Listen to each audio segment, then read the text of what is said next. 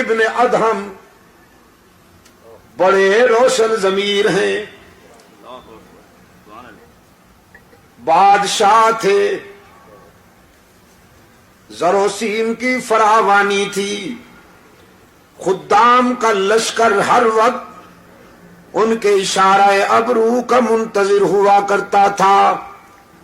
خواب گاہ میں پہنچے، سلیپنگ روم میں، بیڈ روم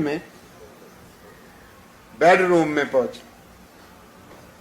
وہ خادمہ بیچاری کنیز جو شاہی بستر بچھایا کرتی تھی،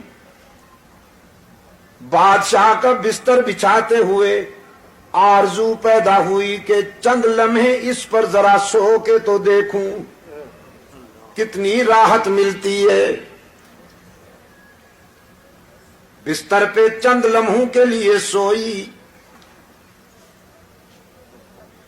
جسم جو مٹی پہ لیٹا کرتا تھا، سنگریزوں پہ لیٹا کرتا تھا، وہ اطلس و کم خواب کی چادروں والے شاہی بستر پہ لیٹا تو نیند نے اپنی آغوش میں دبوچ لیا اس کنیز کو، نیند کی وادی میں چلی گئی۔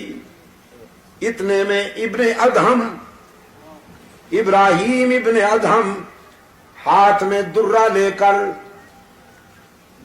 بیڈ روم میں داخل ہوا، خوابگاہ میں داخل ہوا، دیکھا کنیز میرے بستر پہ سو رہی ہے،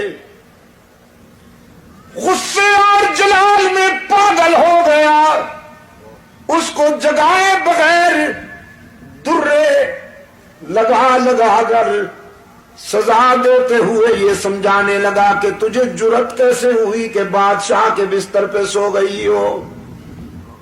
وہ بیچاری سٹ پٹا کے اٹھ بیٹھی، پہلے روئی، پھر ابن ادہم کی طرف دیکھ کر مسکرائی۔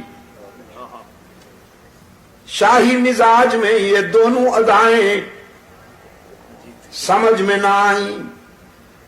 ابن ادہم کہنے لگا تیرا رونا تو سمجھ گیا ہوں کہ درے پڑے ہیں، ہنستی کیوں ہو؟